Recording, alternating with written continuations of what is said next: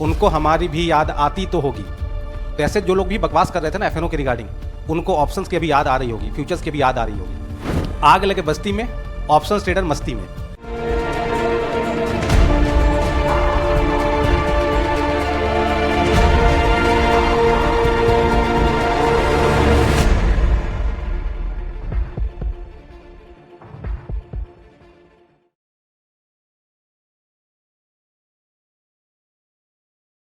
Hello hello hello everyone. आज Saturday है और क्या वीक गया है। ईरान के साथ जो यूएस एंड इजराइल का वॉर चल रहा है, यह वीक पूरे साल भर में इन्वेस्टर्स के लिए सबसे खराब वीक गया है। और निफ्टी वगैरह तो गिर ही रही है, सब कुछ मार्केट्स तो गिर ही रही है, बट अब रियल पेन समझ में आ रहा है। अब यहाँ से समझ में नहीं आ रहा कि ऊपर जाएगा या फर्दर नीचे जाएगा। तो एक बार के लिए तो लगा था कि यार ये वॉर वगैरह है, ठीक है, गिर रही है, एक बार संभल जाएगा, बट यहां से संभलता दिख नहीं रहा। अब कल और परसों 2-3 दिन के अगर मार्केट्स को देखे तो एक बार आप निफ्टी, बैंक निफ्टी, सेंसेक्स क्या हो रही है, शेयर्स गिर रहा है, उसको छोड़ दीजिए। जस्ट क्रूड ऑयल को देखिए, आग लग गया आग। कल के दिन 1000 पॉइंट क्रूड ऑयल भर गया है, बढ़ तो गया था 1200-1300 पॉइंट, लास्ट में जाके थोड़ा सा गिरा। क्या रैली है क्रूड ऑयल में, मतलब पूरा क्रूड ऑयल में जो भी लोग उसको वॉच कर रहे होंगे ना, क्या बढ़ोतरी है। और जैसे मैं बता रहा हूं कि बहुत सारे ऐसे इंस्ट्रूमेंट होते हैं जहां पे ऐसे समय पे मौका मिलता है। इंडिया विक्स 20 चला गया है, एंड आप सोचिए ऐसे समय में क्या मार्केट का माहौल है। ऐसे समय में इन्वेस्टमेंट का तो छोड़ दीजिए कि कोई इन्वेस्टमेंट करने का सोचेगा भी कि क्या है, करना है नहीं करना है, क्योंकि अब रियल पैनिक समझ में आ रहा है। एंड अब नहीं पता चल रहा है कि यह वॉर कितने समय तक चलने वाला है। जो भी अपना ईरान की तरफ से जो भी आ रहा है कि भाई लास्ट बुलेट तक लड़ेंगे, जो भी है, तो इसे समझ में नहीं आ रहा क्या होगा। साथ ही साथ यूएस इंडिया को बोल रहा है कि भाई ठीक है, हम तुम्हें 30 दिन का मोहलत देते हैं, रसिया से आप ऑयल ले लो। तो ये सब चीज़ें है ना। तो बेसिकली क्या है कि यूएस का जो दादागिरी है वो उसके कारण पूरा दुनिया और पूरा बाजार जो है वो इस तरह से बर्बाद हो रहा है, एंड काफ़ी सारा मार्केट्स में पैनिक बढ़ चुका है। अब ऐसे समय पे ना इन्वेस्टमेंट का तो नहीं पता कि लोगों को क्या लग रहा है कि इन्वेस्टमेंट करूँ अभी नहीं करूँ, बट ऐसे समय पे ऑप्शंस ट्रेडिंग का महत्व समझ में आता है, ऑप्शंस का महत्व समझ में आता है। याद कीजिए कुछ समय पहले ही टीवी पे बहुत लोग आके, या सोकल जो इन्वेस्टर्स लोग हैं, आके भाई एफएनओ बंद कर देना चाहिए, एफएनओ तो ये है वो है, हर तरह की बकवास कर रहे थे। लेकिन अभी ऐसे माहौल में जिन लोगों का लॉन्ग पोर्टफोलियो है उनको भी हेजिंग एफएनओ से ही करनी होगी। और एक पुराना मूवी है पतंग, उसका एक सॉन्ग है, उनको हमारी भी याद आती तो होगी। तो ऐसे जो लोग भी बकवास कर रहे थे ना एफएनओ के रिगार्डिंग, उनको ऑप्शंस की भी याद आ रही होगी, फ्यूचर्स की भी याद आ रही होगी। तो मकसद ये है कि आप एफएनओ में नॉलेज के साथ अगर काम करते हैं तो ऐसे समय पे जहां पे कुछ भी समझ में नहीं आ रहा है इन्वेस्टर्स को कि कहां इन्वेस्ट करें नहीं करें, कितनी गिरावट अभी और देखने को बाकी है, और इंडिया विक्स 20 चला गया है, बहुत ही ज़्यादा प्रीमियम अपने को मिल रहा है। एंड ऑप्शन राइटर्स के लिए अगर कैलकुलेटेड रिस्क लेके हेजिंग करके काम करे, बहुत सारे अपॉर्चुनिटीज ऐसे मार्केट में आती है ऑप्शन ट्रेडर के लिए। तो ऑप्शन ट्रेडर का भी कैसा हो गया पता है, आग लगे बस्ती में, ऑप्शन ट्रेडर मस्ती में, ऐसा ही माहौल चल रहा है। बट यस, रिस्क भी है। एंड ऐसे समय पे जब इंडिया विक्स ज़्यादा होना तो सेलर्स के लिए बहुत ही ज़्यादा मौके रहते हैं, बहुत सी ज़्यादा अपॉर्चुनिटी रहती है। अगर आप देखें काफ़ी ज़्यादा ओटीएम स्ट्राइक प्राइस में भी ना अच्छा खासा प्रीमियम है, जहाँ लगता है नहीं कि जा पाएगा, बट स्टिल बहुत अच्छा खासा प्रीमियम है। आज अपने इस सेशन में बात करेंगे क्रूड ऑयल को लेकर। यस, क्रूड ऑयल में बहुत ही ज़्यादा आपको काफ़ी ज़्यादा ओटीएम स्ट्राइक प्राइस में भी काफ़ी जोर का इसमें प्रीमियम है, और वो प्रीमियम काफ़ी ज़्यादा ओटीएम स्ट्राइक प्राइस में भी उस तरह से गल नहीं रही है। एक्सपायरी अब जस्ट सामने है, बट स्टिल प्रीमियम गल नहीं रही है। कल अगर किसी ने क्रूड ऑयल को देखा होगा ना, तो क्रूड ऑयल ऊपर जा रहा है और पुट का भी प्राइस बढ़ रहा है, पुट का भी प्रीमियम जो है वह बढ़ रहा है। ऐसा भी कई सारे स्ट्राइक प्राइस में देखा गया है। आप समझिए, क्रूड ऑयल ऊपर जा रहा है और पुट का प्रीमियम बढ़ रहा है, ऐसा कभी नहीं होता है, बट यस। तो ऐसा क्यों हो रहा है? जाहिर सी बात है, जब वॉलेटिलिटी बढ़ती है ना, तो उस कारण से आप देखेंगे कि अगर लेट से अपसाइड भी जा रहे तो भी पुट का वैल्यू बढ़ता हुआ दिखता है। तो चलिए अपने देखते हैं। देखिए, हम लोगों ने जब ईरान के साथ वॉर स्टार्ट हुआ ना, तो एक चीज़ तो पक्का था कि क्रूड ऑयल तो यहाँ से भागेगा।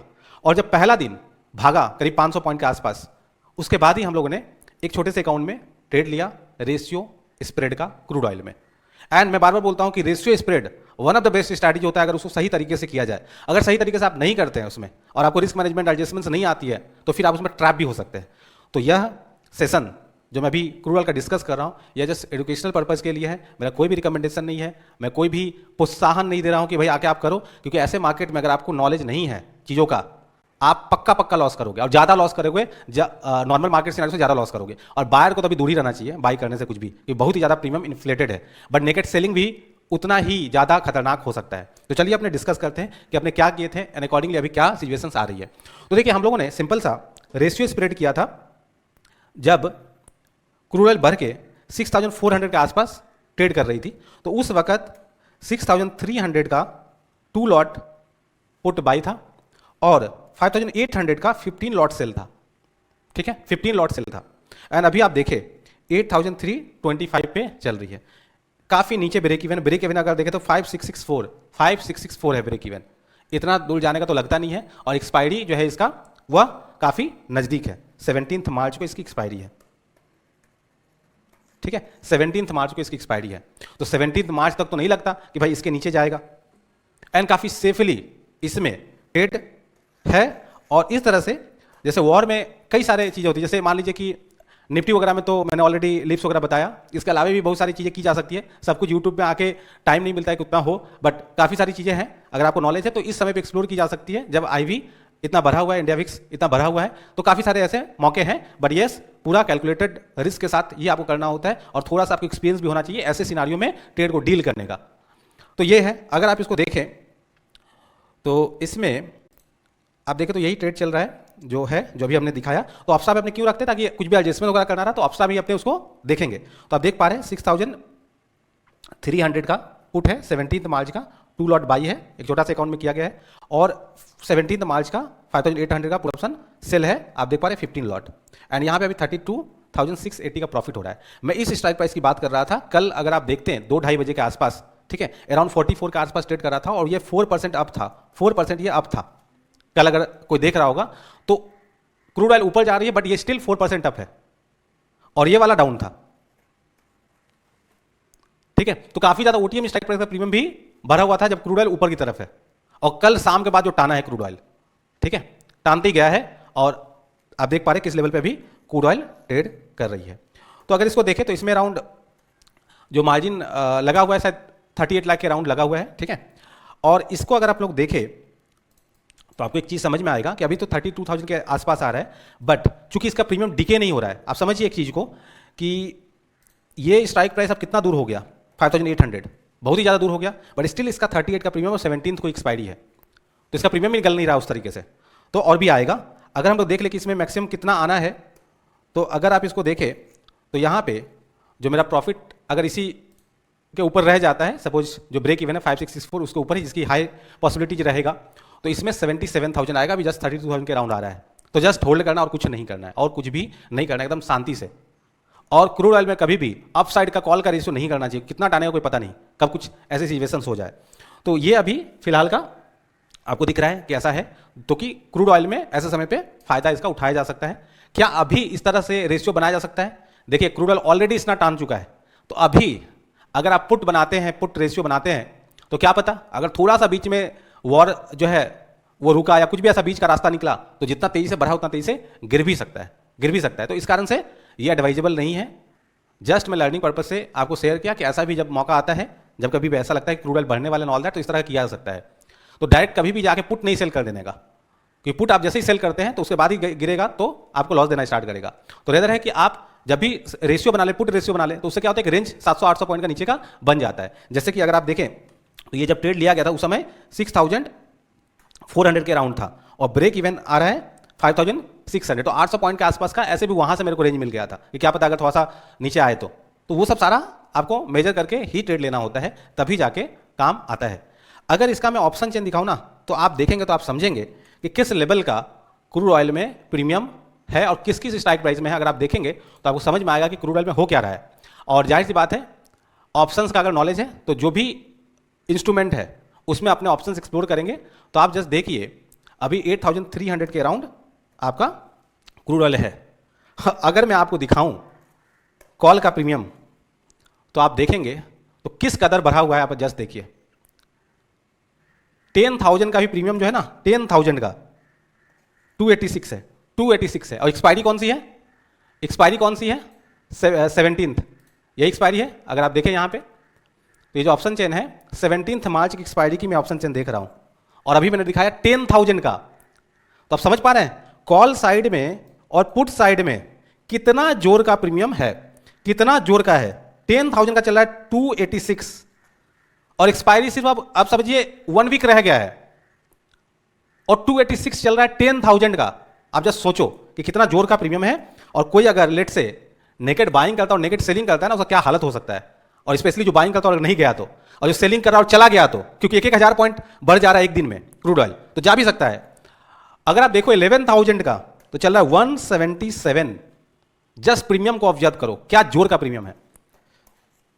सिर्फ इसी का नहीं, पुट साइड का भी आप देखो। पुट साइड का 7,000 का क्या चल रहा है, 177। तो अगर आप ठीक से ऑब्जर्व करेंगे तो पाएंगे कि कॉल साइड का प्रीमियम बहुत ही ज्यादा है। कॉल साइड का काफी ज्यादा, ओटीएम में बहुत ही ज्यादा प्रीमियम है, पुट साइड में भी बहुत जोर का प्रीमियम है। आप जस्ट सोचो, अगर आप ये देखो कि एटीएम का क्या चल रहा है, स्ट्रैडल का रेट क्या चल रहा है, तो आप देखोगे यहां पे चल रहा है 727.32, मतलब 1400 पॉइंट प्लस सिर्फ स्ट्रैडल का प्रीमियम चल रहा है। इतना जोर का इसमें चल रहा है। तो आप समझिए, कोई अगर सोच समझ के इसमें ट्रेड करता है ना हेजिंग के साथ अच्छे से, कितना जोर का अपॉर्चुनिटी है मैं कैसे बताऊं। बट यस, सारा कैलकुलेटेड रिस्क लेके ही लेना होता है हेजिंग करके। क्रूड ऑयल का प्राइस कहां जाएगा, हो सकता है 10,000 में चला जाए, क्या पता, और हो सकता है नीचे फिर आ जाए, क्या पता। तो ऐसे सिचुएशन में जब कुछ पता ही नहीं है, बट यस एक चीज जरूर पता है कि भाई बहुत जोर का प्रीमियम इन्फ्लेटेड है, उसका फायदा उठाया जा सकता है सॉर्ट ऑफ स्ट्रैटेजीज के जरिए, तो वो जरूर किया जा सकता है। एंड जैसे हम लोग ने रेशियो का लिया, उस तरह से और भी चीजें की जा सकती है। जिनको अभी लेट से ऑप्शंस में नए नए आए, जस्ट आप ऑब्जर्व कीजिए, ये सब मौका बार बार इस तरह का प्रीमियम देखने को नहीं मिलता है, चाहे निफ्टी हो, बैंक निफ्टी हो, सेंसेक्स हो, क्रूड ऑयल हो। आप जस्ट जाके देखो किस तरह का प्रीमियम बढ़ रहा है जब ऐसा माहौल होता है, कहीं वॉर चल रहा है, ताकि नेक्स्ट टाइम जब ऐसा वॉर का सिचुएशन किसी भी कंट्री के साथ आए, क्योंकि जब तक ये ट्रम्प रहेगा कुछ ना कुछ होता रहेगा ग्लोबली, तो ये मान के चलिए। तो ऐसे समय पे आप इस चीज का फायदा उठा सकते हैं, उस समय आपका एक्सपीरियंस रहेगा तो अच्छा रहेगा। ठीक है, तो ऑप्शंस जब मार्केट में इस तरह का भूचाल मचाना हो तो उसका इंपॉर्टेंस समझ में आता है। इसलिए ऑप्शंस को ऑलवेज क्रिटिसाइज करने की जरूरत नहीं है, ये रिस्क मैनेजमेंट का एक टूल है, हेजिंग के लिए काम आता है। और जाहिर सी बात है, जो ट्रेडर है ऐसे मौके में ऑप्शन ट्रेडिंग करके भी कुछ पैसे बनाने का सोचता है। बट दिक्कत तब आ जाती है जब जिनको आधा अधूरा नॉलेज है, स्पेकुलेशंस करते हैं। स्पेकुलेशन हम लोग भी कर रहे हैं, बट चीज़ों को समझ के, रिस्क को मैनेज करके, कैलकुलेटेड रिस्क लेके, जाके सीधे बाई नहीं कर ले, जाके सीधे सेल नहीं कर दे रहे हैं। तो जाहिर सी बात है, जो ऐसा ठीक से काम करेंगे उनको पैसा भी बनेगा, जो ठीक से नहीं करेंगे उनको नुकसान भी होगा। तो आपको सारा कुछ सोच समझ के, नॉलेज के साथ जरूर आइए। एंड ऑप्शंस को क्रिटिसाइज करके कोई मतलब नहीं होगा। जो लोग भी चैनल्स पे ऑल दैट पे आके बोलते हैं, तो मैंने जैसे बताया ना, उनको अभी ऑप्शंस का याद आ रहा होगा, क्या पता वो भी अपने पोर्टफोलियो को ऑप्शंस एंड फ्यूचर के जरिए हेज कर रहे होंगे। तो जाहिर सी बात है, नॉलेज के साथ मार्केट में आप सभी को आना चाहिए। एंड इस तरह का एक जब सिनारियो होता है तो लर्निंग का जरूर सोचिए, ऑब्जर्व कीजिए, एक्टिव रहिए। बाद में यही सारी चीज़ें एक्सपीरियंस के तौर पे आपको आने वाले समय में काम आएगा। चलिए मिलते हैं नई वीडियो के साथ आने वाले समय में। अपना ख्याल रखिएगा, मार्केट में बहुत ही सेफ्टी के साथ अगर कोई ट्रेड कर रहे हैं तो कीजिएगा। एंड जो लोग भी इस वीडियो को देख रहे हैं, मेरा कतई कोई भी पर्पज नहीं है आपको इस तरह का ट्रेड, और जो मैं शेयर कर रहा हूँ वो मेरा पर्सनल है, तो आप सभी सोच समझ के काम कीजिएगा। मेरा पर्पज इस वीडियो का सिर्फ है एजुकेशनल पर्पज़ के लिए, मेरा कोई भी रिकमेंडेशन और एडवाइस नहीं है।